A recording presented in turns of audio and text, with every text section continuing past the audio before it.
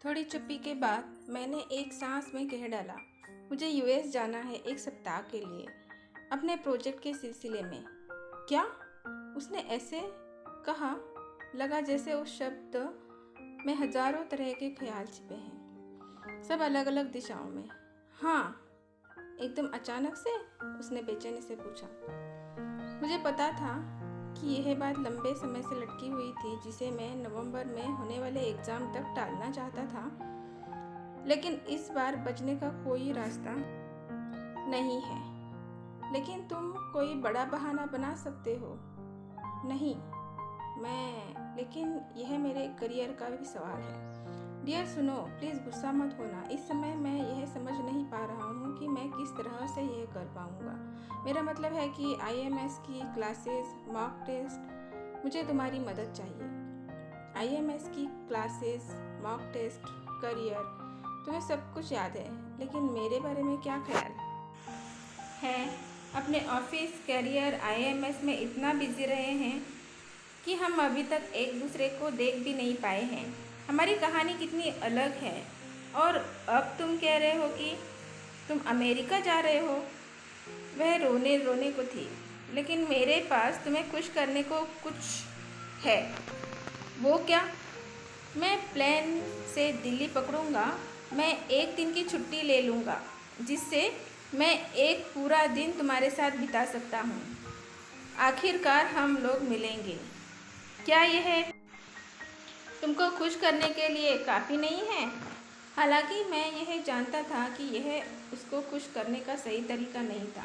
पूरा दिन उसके साथ बिताना, फिर 1 महीने से भी अधिक समय के लिए देश से चले जाना। लेकिन इस बात ने हमारे दिलों को कुछ सुकून दिया कि हम लोग सारा दिन एक साथ बिताने वाले हैं। हमारे पास मानो इसके अलावा और कोई विकल्प नहीं था कि हम उस दिन के आने की बेताबी से इंतज़ार करें और उसे कम से कम साल भर संजो कर रखें।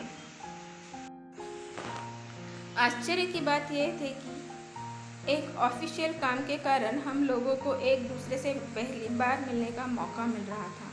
कभी कभी हमें इस बात पर आश्चर्य होता है कि हमारे जीवन में कितनी भागम भाग थी। ऑफिस से IMS, कैरियर से परिवार, लेकिन उस आदमी से मिलने का समय ही नहीं था जिसके साथ हम आगे का जीवन गुजारने वाले थे। एक एक करके दिन गुजरता जा रहा था। जैसे जैसे समय बीतता जा रहा था, हमारी भावनाएं और मजबूत होती जा रही थी। दिल और दिमाग में बेचैनी बढ़ रही थी और आखिरकार वह दिन आ गया जब हम पहली बार मिले। वह इतवार का एक गर्म चिपचिपा दिन था। हम लोग टीवी पर एक ही फिल्म देख रहे थे। वह फरीदाबाद में थी, मैं भुवनेश्वर में था।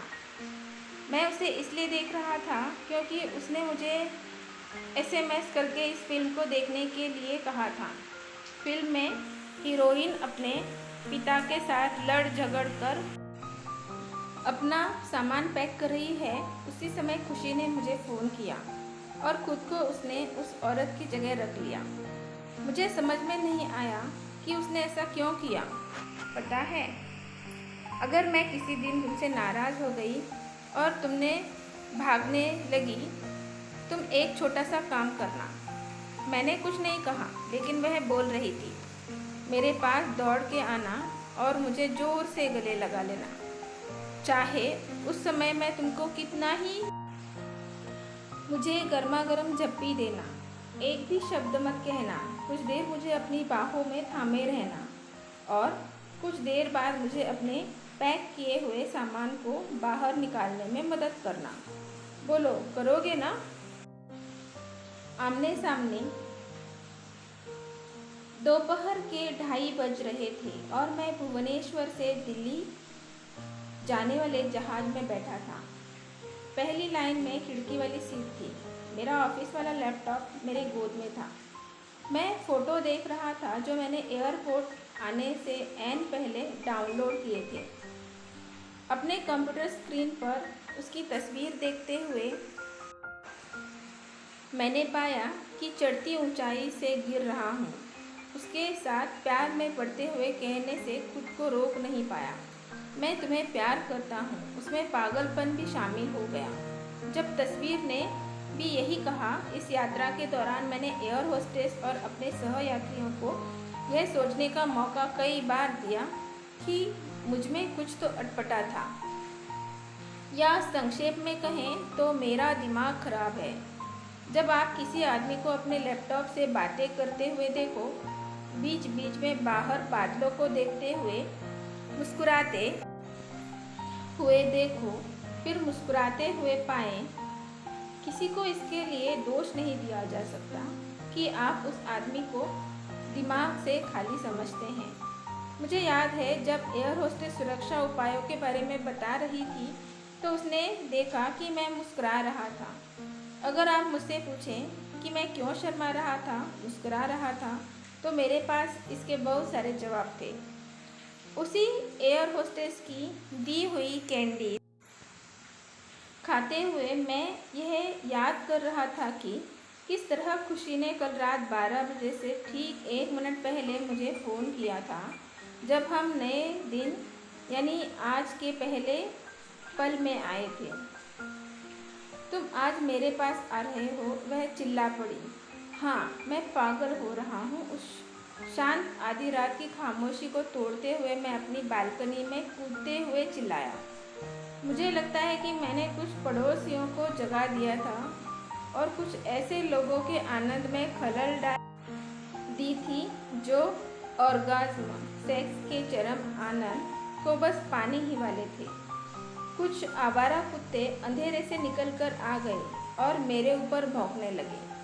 मैं दौड़कर अपने कमरे में भागा जब मैंने देखा कि बगल वाली इमारत के कुछ कमरों की बत्तियां जल उठी। बीती रात की उस बात को याद करते हुए, कैंडीज का आनंद उठाते हुए मुझे याद आया कि मैं सुबह कितनी उधेड़-बुन में था कि मुझे क्या पहनना चाहिए। मैंने सारे कपड़े अलमारी से निकाल लिए और उन सबको आईने के सामने पहन पहन कर देखा। मुझे फैसला लेने में करीब आधे घंटे लगे और ऑफिस जाने से ठीक पहले मैंने उस कपड़े को भी बदल लिया। मज़ेदार बात यह रही कि मैंने वह शर्ट पहन ली जिस पर आयरन नहीं हुआ था, गहरी रंग की जीन्स के साथ। उस दिन मैंने जो भी किया सब गड़बड़ किया। जब जब मैं उन पलों को याद करता, कई अजीब तरह के ख्याल मेरे मन में आने लगते। अगर वह उतनी खूबसूरत नहीं हुई जितनी तस्वीर में दिखती है तो? अगर वह अजीब तरह से हंसती हो तो? अगर वह लंगड़ाती हो तो? और अनेक तरह के ख्याल मेरे दिमाग में लुका छिपी खेलते रहे। जब मैंने अपने आप से यह बड़ा सवाल पूछा, क्या तुम उसे प्यार करते हो रिवन? बकवास। जाहिर है यह सवाल पूछने के लिहाज से काफ़ी देर हो चुकी थी। हाँ, मैं करता हूँ, बिल्कुल करता हूँ, मैंने आपसे पूछा।